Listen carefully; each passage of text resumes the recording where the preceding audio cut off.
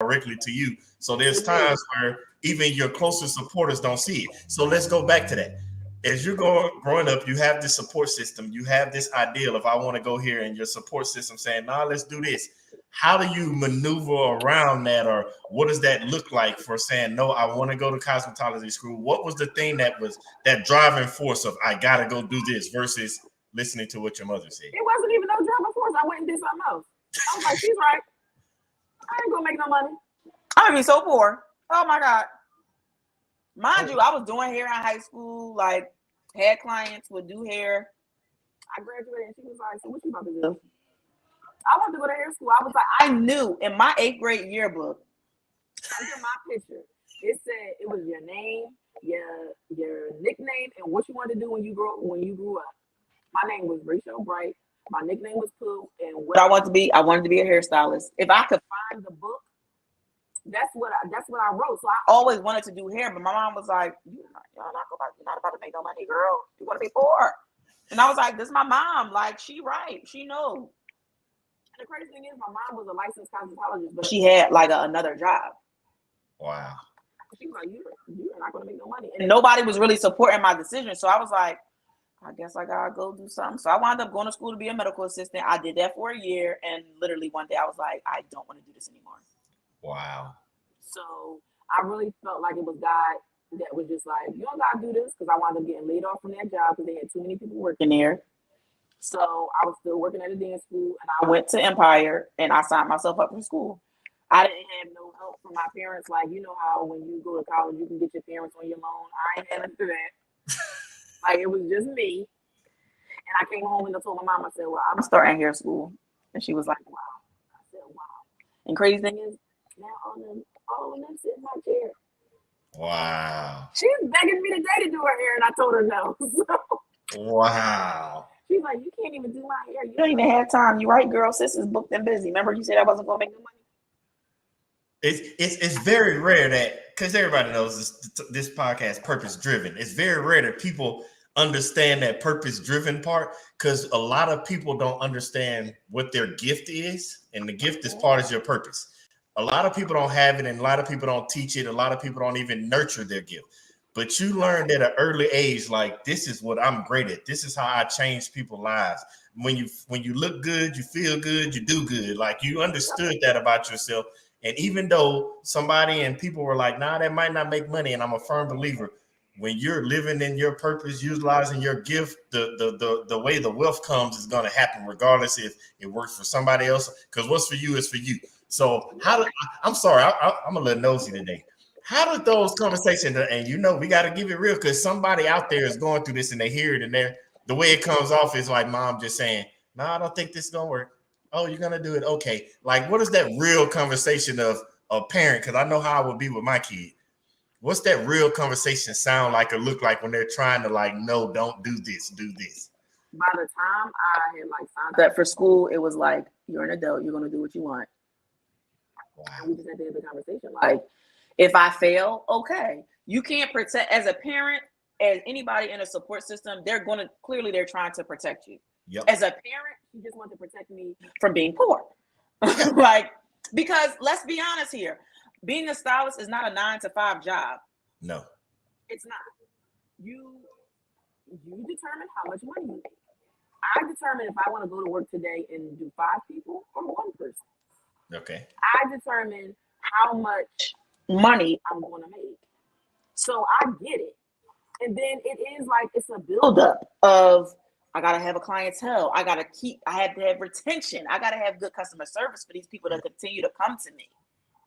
But I was just like, I got this. Like, this is what I'm supposed to be doing. People buy people. Ooh. It pays to be a nice person. Ooh.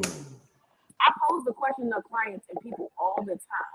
Would you rather have a stylist who is, I ain't going to say mediocre, but she's good, he's good, they not late. Your hair be all right. The curl might be a little lopsided or something, but they learning. Yep. And they nice, their customer service is just amazing. Or would you rather have that top-notch stylist that's late, that eat over your head, that overbooks, that have you in a salon all day, I mean, and more than half of my clients used to say they wanted the top tier. But Yep. you think about the stylists that's still growing. They got you for life. The other ones don't really care about you. They want your money. Yep. And it shows. That's it. Because when I give the example, I'm like, that was me. Like I was the one, I was not the best stylist. Like even to this day, like it's so many people that out here are better than me, but I have a nice attitude. Oh. I love it. I love it. I got a good attitude. Like y'all be nasty and think somebody's going to pay you. Stylist is 75 on a block. Yep. 75. So it's like if you mess up, clients out here is like, I don't really gotta take this. Like I can walk out while you're doing my hair and I can go find somebody to finish it. That's true. Like I said, let's be honest here. Stylists are replaceable.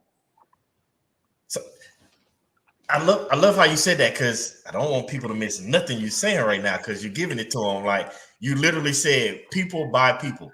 Now I'm gonna ask you. Okay, that leads me to ask you a question, because I want to prove this point to everybody that's watching. When you say people buy people, so when you hear the name Mark Zuckerberg, what do you think about? Facebook. When you hear the name Colonel Sanders, what do you think about? KFC. When you hear the name Elon Musk, that's cologne or perfume, right? huh? Ain't that like a perfume or cologne or something? No, Elon Musk. Oh, I don't know what that is. Tesla. Oh yeah, it's a nice car. So are now the new thing, not Twitter anymore, it's X. That's right. Yeah. but I was saying that because I wanted people to understand that when it's not the product that people are buying. Like people aren't on Facebook and Instagram, they having fun and all that, or they're eating KFC and all that. But it's the person. The person said, because there's chicken places everywhere. Everywhere. But it's a reason, like it's only certain chains that's big. Like McDonald's, when I was growing up, McDonald's didn't get made just because they served cheeseburgers and French fries. It was Ronald McDonald running around chasing the Hamburglar and all that. And with that little play place in there. Exactly. It was the people that made. Man, I'm glad you said that. So since you said that about yourself, now let's transition, because you knew you had been doing hair and people were coming to you because of who you were. What made you become that person? Because some people, like you said, they just say, I want the money, I want the money. What makes you, or what helps you learn how to be that people-centric person to know it's not about the money, even though you're paying me? I learned from experiences of being a client. Ooh. I hated sitting in the salon waiting for somebody. I don't be late. I'm not late. Yep. I don't overbook. Yeah, I don't overbook. I try my best not to. I just learned from. I never wanted to treat people how I was treated. Ooh, I like that. At the time, I did it because I like the way you do my hair. I don't really feel like looking for anybody else, so I'm just going to take this.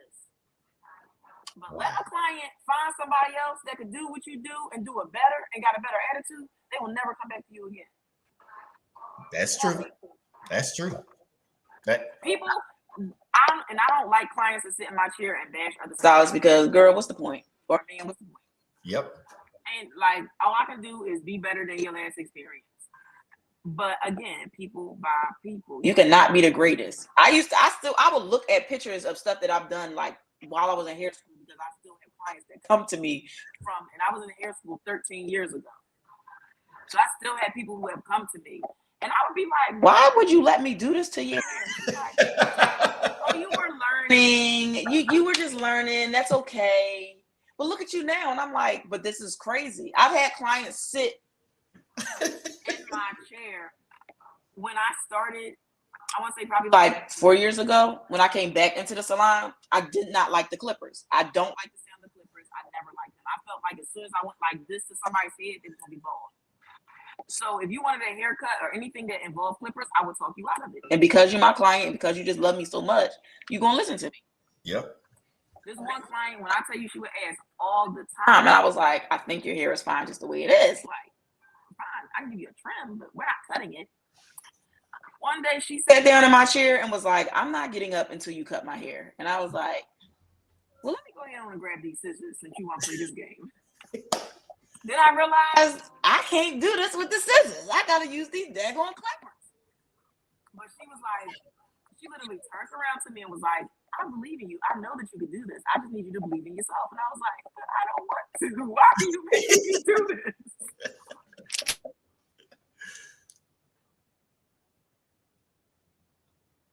Hold on, we lost you. We lost you. We lost you. We lost you.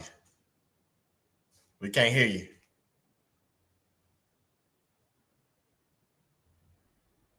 Nope.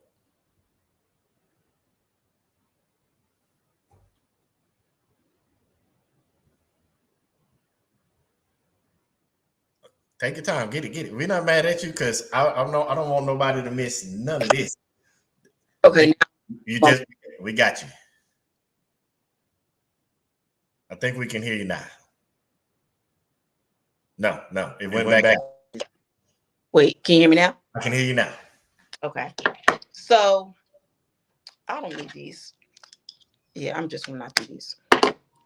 You can hear me? Yeah, I can hear you. Oh, perfect. Okay, so it was her just believing in me. Like, those are the people that you want. Those are the people that's gonna stick with you. That lady still come to me.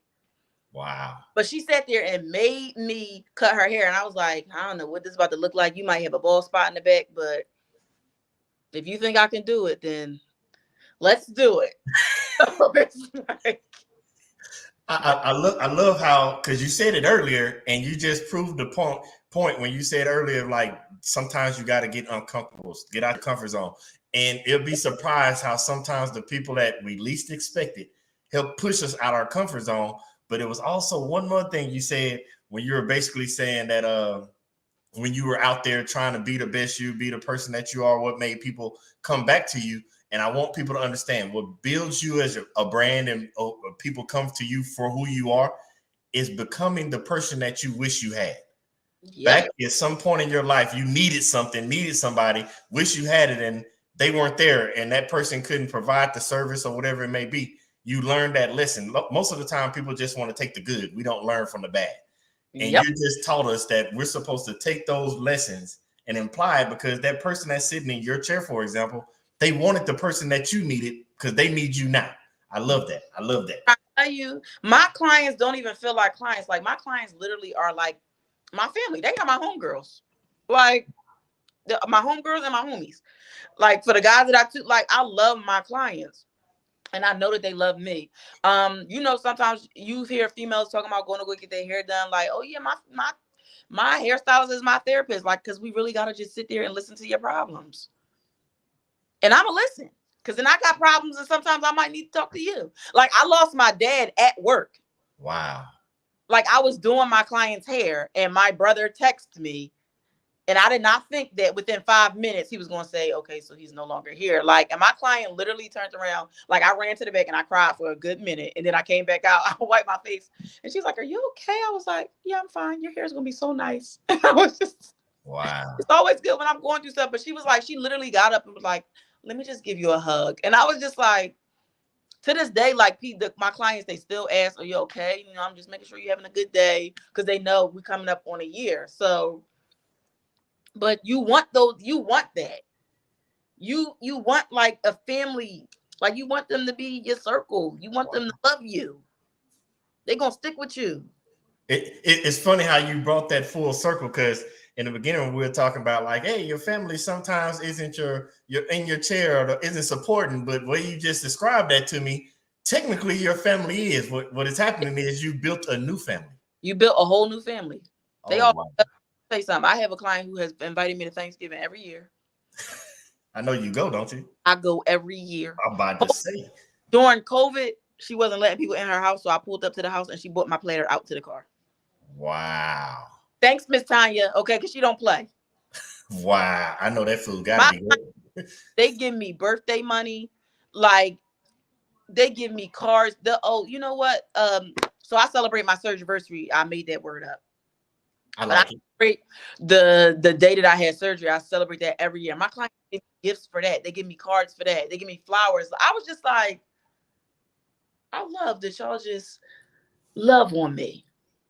Wow. It doesn't, because I don't feel like my job is a job. I love what I do. I'm not tired of it. The day I get tired of it is the day I stop. That's how that goes.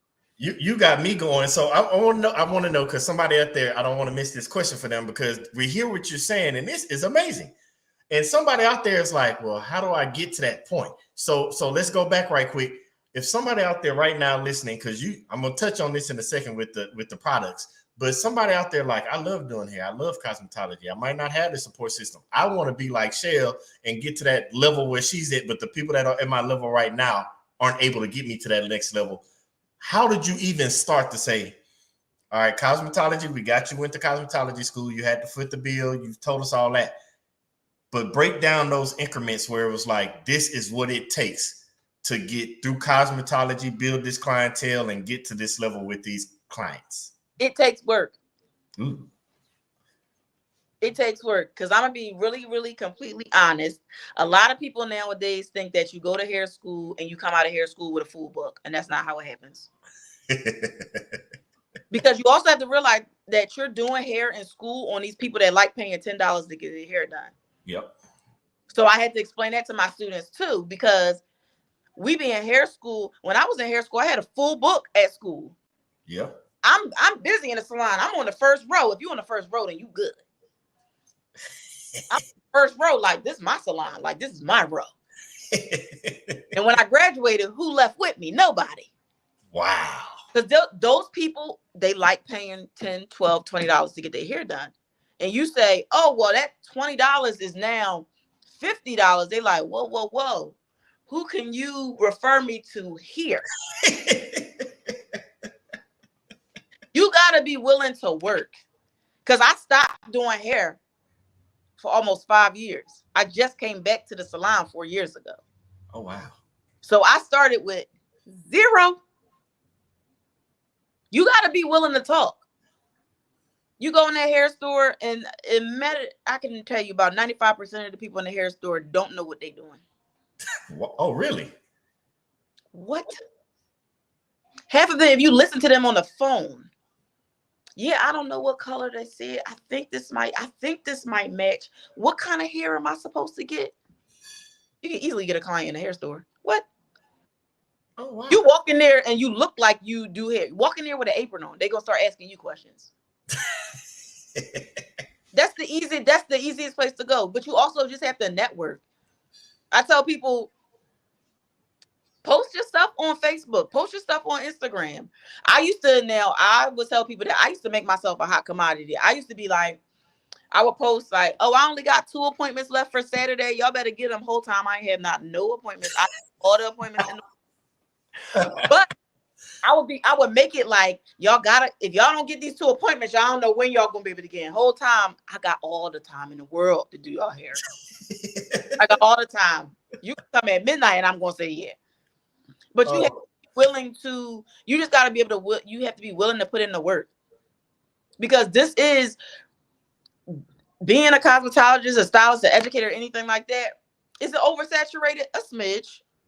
Okay. Because everybody and their grandmama's a stylist. You got a lot of people that are not licensed. Yeah, I know. That's doing hair in their house. Yep. That's killing. They are killing. So you being a new stylist in a salon or in a suite, you got to set yourself apart. So that small little, you just being a nice person, you being on time, you having cards, you just asking how their day was, you giving them a silent appointment if they want it. You just being nice. It could be how you word things. Like, don't go on Instagram and say, don't DM me. Really? They do all the time. I've told people, if your booking site is yelling at me, I won't book with you. If I go on there and it's all caps, don't worry. You mean? And I don't like it. You really have to, honestly, you have to be willing to put in the work. You have to. I put in work. I used to work on Sundays. I would never work a Sunday now. Never. And if you want, you got to pay. So you put in work, and that makes sense. But I'm listening I'm taking my ears and I'm listening from somebody that wants to be like Shell. What made you have that 5-year gap? Well, I got sick. So I had to sit down somewhere. Okay, and now we're going to that because I want people to understand that aspect, because things happen in life that will detour you from who you are and what you're supposed to be doing in life. And that's another part of I see so many people that want to chase their dreams, chase their goals, and the slightest detour, the biggest detour, whatever may detour them, they never circle back around. So how do you get through those times? And it's understandable. I was very defeated. I was just like, I ain't gonna do no hair. Like, I ain't supposed to be doing this, because I got sick to the point where I could barely stand up. I was losing weight. Like, it was just bad. So I was like, I'm not going back in no salon. I'll be all right. But that is not what I was supposed to be doing. How did you know that? How did you know that? What was that feeling? What was that thought? I always somehow, some way got led back to hair. Okay. Always. I was working at a dance school, but I was doing all the kids' hair for the recitals. Ooh. I was working at a bank, but I was braiding my coworkers' hair. And then what brought me back into the salon was one of my close friends. She posted one day on Facebook. Mind you, I had just left my job, but I had just got a new apartment. So I don't know what I was thinking. She posted on Facebook, hey, I need somebody to braid down for a sew-in for me. So I was just like, I could do it. I ain't doing nothing, clearly. And from here, but I only went back in the salon like to help her. I did not go back in. I was just like, you know what? I might not. I'm scared I'm going to get sick again. So I don't want to get comfortable with being back in the salon and then something happen again. Like, let me just go in. I'm going to help her today, and I'm going to go ahead on about my business. I went in, I helped her that day. And she was like, well, I got 2 sew-ins tomorrow. I was like, all right, well, I'll help you. Then that day I was like, well, if you need help, like, I'll come and just help you a couple days a week. Like, I'm not doing nothing. But then people found out I was back in the salon. I said, y'all are nosy. I said I wasn't doing this. That's what I said. But I helped her for like a year, a little over a year. And then they basically fired me because I had a clientele, and it's like, I can't help them and do my own clients. It was like, put on your big girl draws. But I was scared because now it's like, y'all are working for y'all is guaranteed money. Y'all have the clientele that I don't have. Yep. Y'all are taking that from me. It's like y'all believing in me and I'm not believing in myself, because I did not believe in myself. I was like, I prefer to get this money from y'all. Like, I love doing hair, but again, I was defeated. I was just like, yo, I'm really scared. I don't want to just jump out or leap out on faith and just do this. But they kind of kicked me off the bridge and I had no choice. But from there, I just worked. I worked my behind. When I say I literally, if I could have been in that salon 7 days a week, I was. Wow. I was working on Sundays. At that time, I didn't even have a car. So I was taking a bus or taking Ubers to the salon. Sometimes I was just going for one person. But I was saying yes to everybody. I was saying yes to everybody. I said yes so much that now if I say no, I'm allowed to do that. Ooh. Ooh. And I tell people that that's in all aspects. That's not just in hair. I said yes so much that now if I say no, I'm allowed to say that. And you just got to deal with it.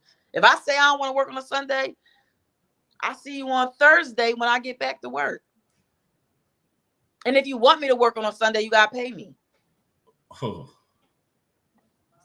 You said 2 things. Again, I'm not letting slide. One of those things where you're saying you're like, I'm not doing hair again. I'm just going to do this. And so many people, myself included, I'm just as guilty of this, that we miss the signs that, hey, God is like, you're going to do this. This is what I designed you for. This is how I want you to give back and help others. And it's the little things, like you said, I want you to braid the hair, or I need you to do hair for the young ladies in your dance class. It's little things that he does that guides us back. And then once he gets you built up and kicks you, be careful, be careful.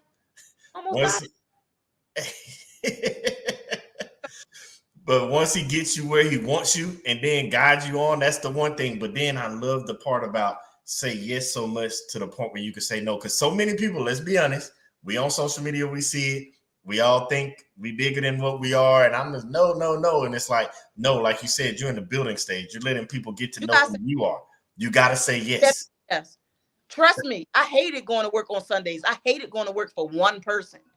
Yes. Sometimes that one person is paying for my Uber ride.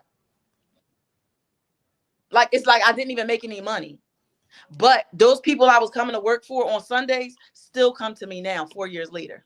Wow. And she knows I'm not working on a Sunday. She knows if she wants me to work on a Sunday, you got to, and it's not cheap. Ooh. If you want me to work on an off day, if you want me to squeeze you in, because again, a squeeze in might be convenient to you, but it's not convenient to me.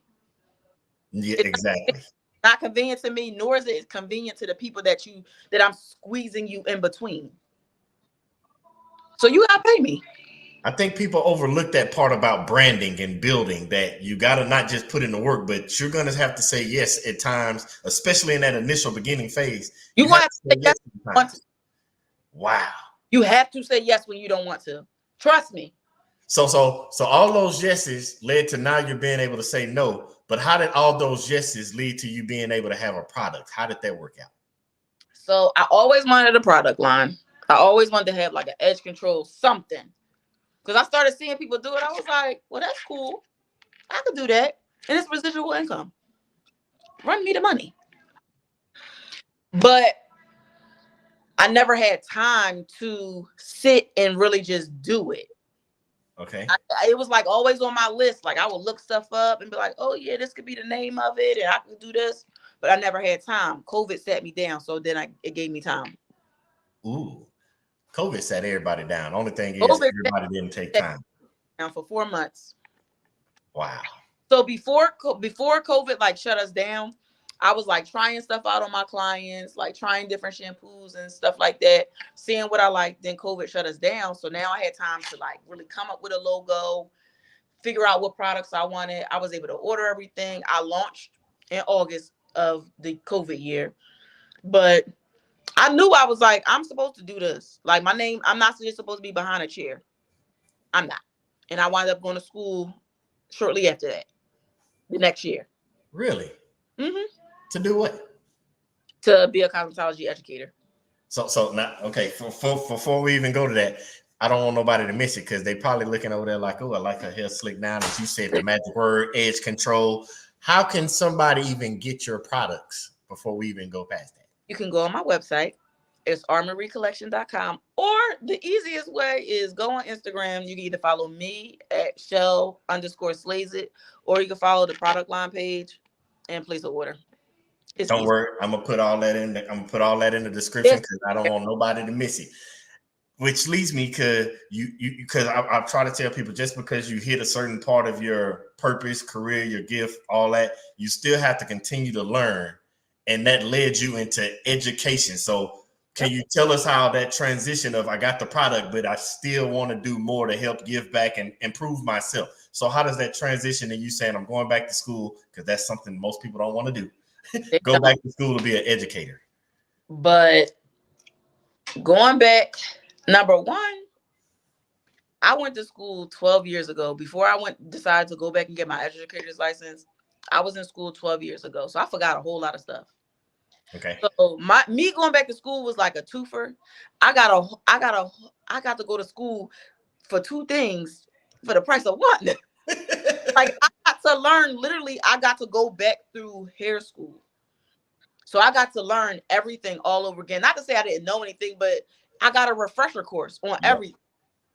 And then on the educator side of it, I just wanted to be a better teacher because I was already teaching classes to students, but I wanted to set myself apart because right now in every industry, you just have people that learned how to do something, so they're teaching a class. Yep. Oh, I learned how to make reels on Instagram, so I'm gonna teach a class on it. I'm gonna charge you $500 to do it. I learned how to braid with just my pinky. I'm going to charge you $1,000 just to. I wanted to set myself apart. Like I'm a licensed educator. No, everybody can't say that. Like you can teach a class, but do you know how to make a lesson plan? Nope. Do you know how to make a test? Do you know how to actually do grades? Do you know how to put this stuff? Do you know how you're supposed to set your classroom up for people with behavioral problems? Like, that's all the type of stuff I learned. But you would not, like, sometimes you just don't know that. Like, again, I want to set myself apart. If I'm gonna take a class, I will ask in a minute, you got your license? Or you just out here? Because I'm surprised nobody ever asked me. And it's probably because I'm good with kids. Okay. They're like, all right. But if somebody would ask me, I don't have no license to teach nothing. Now I do. And the price goes up because the price goes up. And I love how you say that, because let's be honest, everybody has that in the world we live in today. We want the right now, right now, right now. And nobody thinks to say, are you even licensed to be teaching this? And let's be honest, the biggest one we see across social media is everybody now is a finance and credit guru. And I don't know how, because I'm like, y'all just looked at some YouTubes. You might have fixed your own credit, or your own finances, but every situation is different. And you haven't been taught the skills to vary and adapt to the different situations. So I'm glad you said that. Write letters to the credit companies. That's all that is. I know. I talked to a couple of them, and I'm just like, wait a minute, so I pay you $500, and you print out these letters and put my name on it? Yeah. Oh, well, I could do that myself. I don't. No.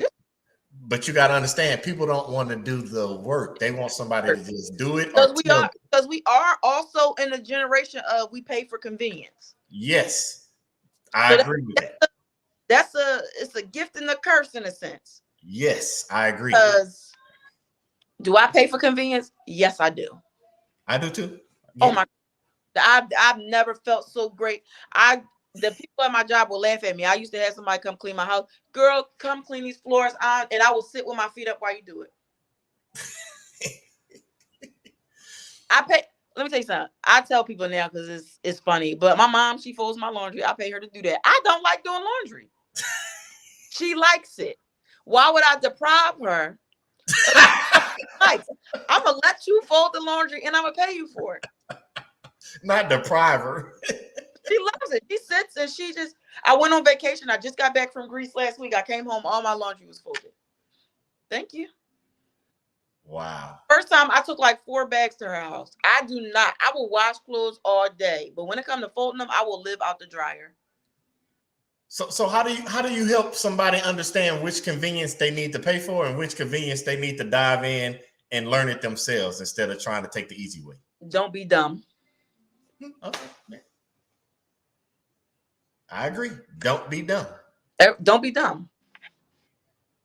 Don't she know? I told her I'm on a call. Yeah, don't be dumb. You got to realize some stuff.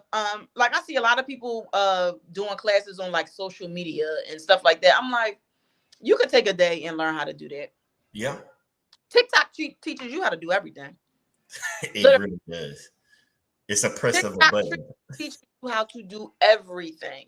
I've learned so much on there. Now, mind you, during COVID, I was paying for classes on how to like build clientele, how to for somebody to give you all the apps to use on Instagram. And I'm like, I just paid $100 for you to wow. And it's like you'll look back and like, did I really just pay for that? Yep, you did. But I'm the one where when I talk to my students or somebody asks me what app I use, here you go. I'm not about to gatekeep on a $12 app. Exactly. I'm just not going to do that. I'm not. But I was once one of them. But it's like certain stuff, you just take the time. Instagram is not really hard. Like if you want to just like go learn your algorithm or anything like that. Because one thing we have to realize is social media is a thing. Yes. You don't want it to be a thing. It's a thing. It matters what time you post pictures and stuff like that, especially if you're in a business. If it's you for fun, it doesn't matter. But if you're on there for business, it matters what time you're doing stuff and how many likes, and make sure you comment. And when people like, it's a lot. Yes, it is. On my nerve. It gets on my. I hate that it's a thing, but people like it. People just want to see you. And like I tell people, like a lot of times people just want to see you. Like they know you have a podcast. Sometimes they want to see something other than you hosting a podcast. Yep, that is true. I know for me, they know I do hair, but they know I travel. They love, I can post a picture of me doing hair and it get 12 likes. Let me post a picture of me walking on the beach. Everybody in the world. Same thing with my dog. Like, oh my goodness. If I post a picture of him, ding, ding, ding, ding, ding, ding, ding, ding, ding. But let me post a picture of me combing somebody's hair. Boring. We don't want to see that. They want to see I refer to it as the whole person concept. So social media has got us wrapped up into we only see one aspect of somebody. Everything. And they want to see everything. They want to say, okay, you're doing all this. What are the benefits? Okay, you get to travel. Or, oh, do you have time to take away? Yes, I spend time with my family. And yes, I eat great meals. Like they want to see the whole person concept because it gets tiresome over time. But that's why I tell people, like, I know a lot of people have asked why I don't separate my page. Like, why don't I have a hair page and then a personal page? I said, ain't no point. You gonna get me. This is who I am. This is me. I'm like, first of all, I'm not going to manage all those pages. That's just not happening. I'm not. Secondly, people want to see all of you. I think it's boring to go, me personally, I think it's boring if you do hair and I go to your page and all I see is hair. That's so boring to me. I agree.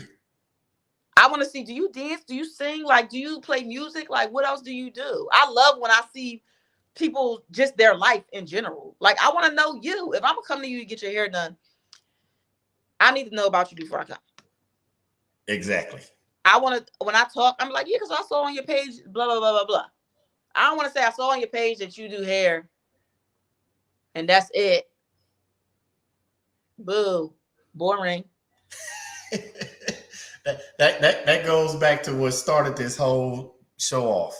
Living life like it's golden. They want to see you living life like it's golden. So now that drives me to, because I don't want you to get out of here, because I gotta ask this question before I let you go. Because we talked about everything from starting with living life like it's golden, what it took for you to come on here, going through Crohn's disease, going through cosmetology, your support system, your product. Don't worry, I'm gonna put all of that stuff in the description, and then it circle right back around to living life like it's golden. So I ask you, for somebody that's out there listening and they like, man, Shell, you conquered it. You went through the ups and downs, the hurdles, and you're here now. What is that motivation and inspiration? What is that thing you would tell them to help them overcome and get started so that they can live that life like it's golden? You want to be better than you were yesterday. Ooh.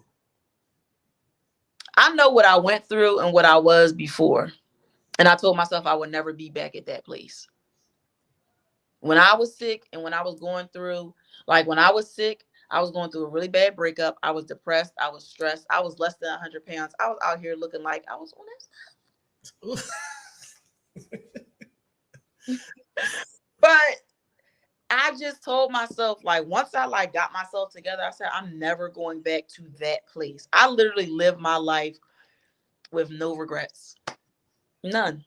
I like to be happy. Everybody's going to have their days. Yep. You're going to have your days. I have my days, especially since my dad passed. Like, my dad passed November 4th. We buried him November 22nd. I went to Dubai the next day. I cried every day in Dubai.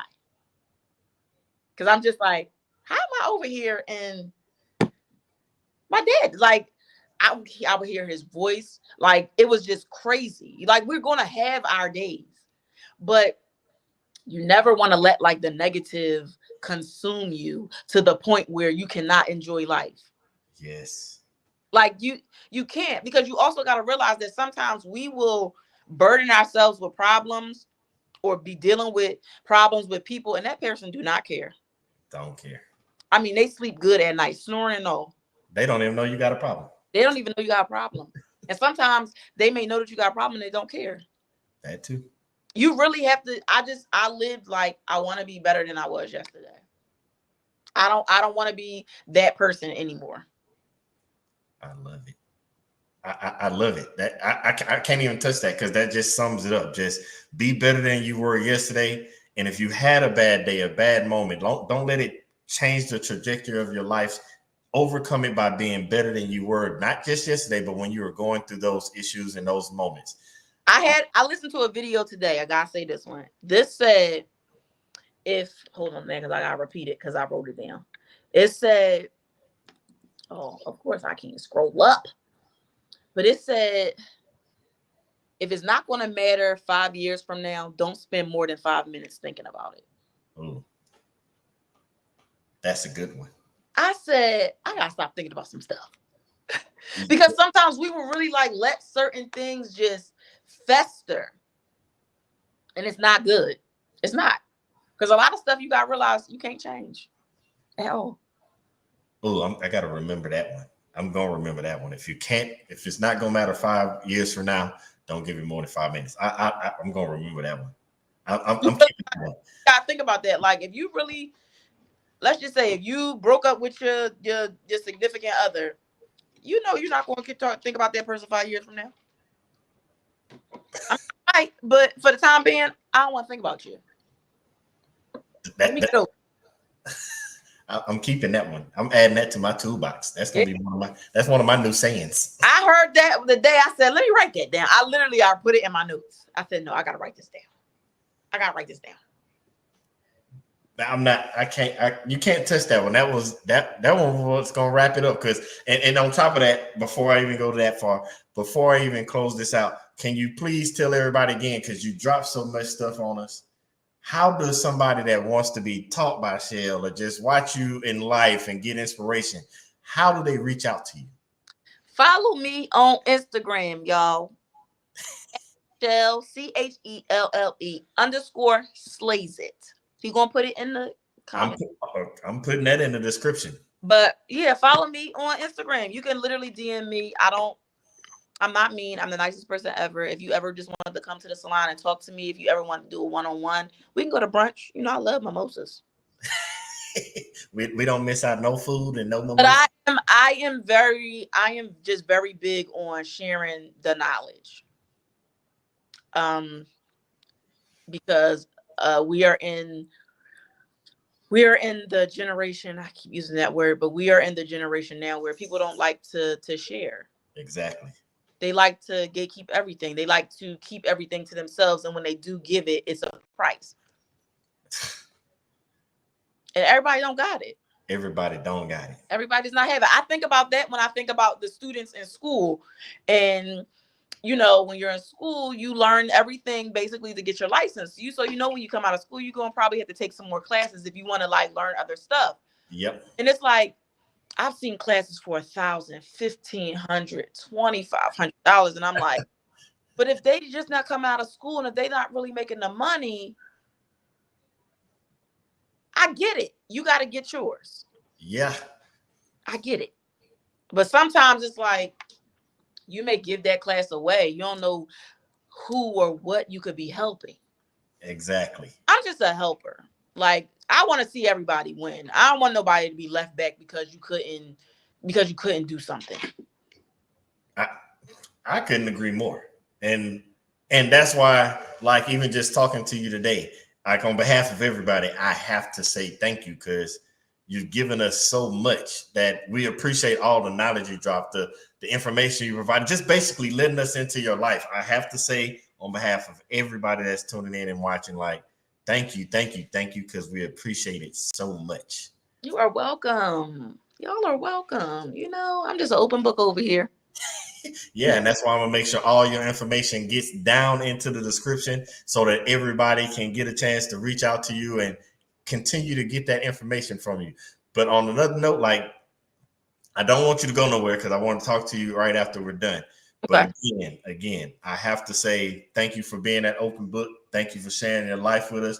And thank you for teaching us so much tonight. We really do appreciate you. Y'all are so welcome. Okay. But you just stay with me and I'll talk to you in a minute. But until then, until we talk soon, I'll see you on the other side. All right.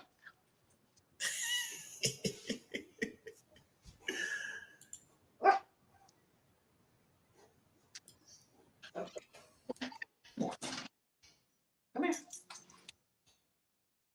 Man, I don't know if y'all got all the nuggets that I got, but if you didn't, go back and rewatch, catch up again, because I promise you, Shell gave us so much information to think about.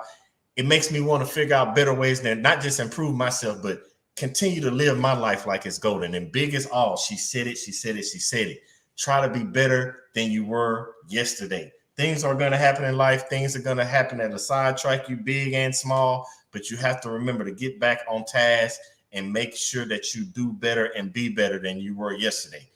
You continue to do that and help people along the way, you're going to live life like it's golden. And the only way that you can do that is to make sure you follow your purpose.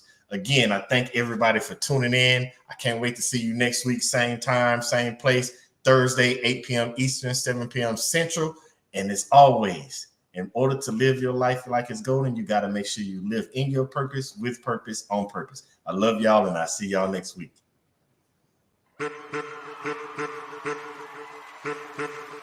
I'm back. Every time I walk out that door, every time I interact with anybody new, my purpose is to help change. It's time to celebrate life. If you know that you're in charge of your life, it's time to stand up.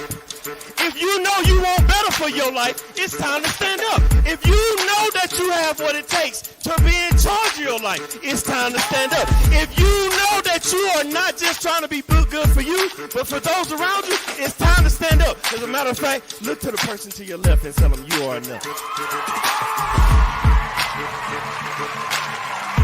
I want to help you change, and just like you change, every time I interact with somebody, they help me change. It's no different than if I met an individual and they had 4 quarters and they needed change, or if I had $1 and they had 4 quarters, I need to change. We can swap the money. The value is still the same. They still got $1, I still got $1, but we both exchanged something, and it was a change for both of us. So every time I walk out that door, I inspire to help change lives just as much as lives have changed me. Y'all been listening to the wrong people, watching the wrong things all your life, and it's time to put to rest all those negative thoughts, because you are enough. It's time to put to rest that self-doubt, because you are enough. It is time to get rid of that negative energy, because you are enough. It is time to stop listening to people that don't have the best interests of you in your life, because you are enough. So let's have a moment of silence.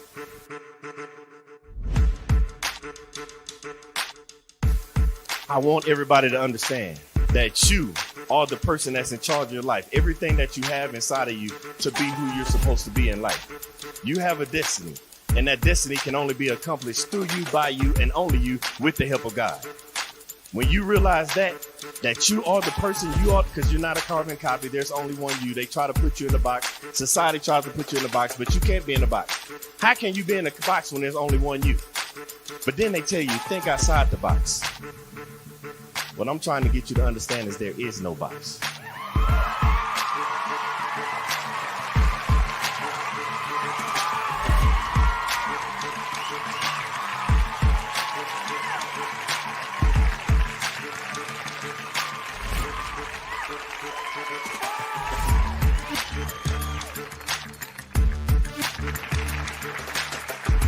I want to pass on the things that I have to the generations behind me. By the time it's time for me to get called home and go to the grave, I want to be empty. I believe in bankrupting the cemetery, so I can't take this knowledge with me, because the cemetery is already full of brilliant ideas and unwritten books and innovative ideas. I can't take this with me, so I'm trying to leave it all here as Billy Graham Jr. to the next generation so somebody else can carry it on.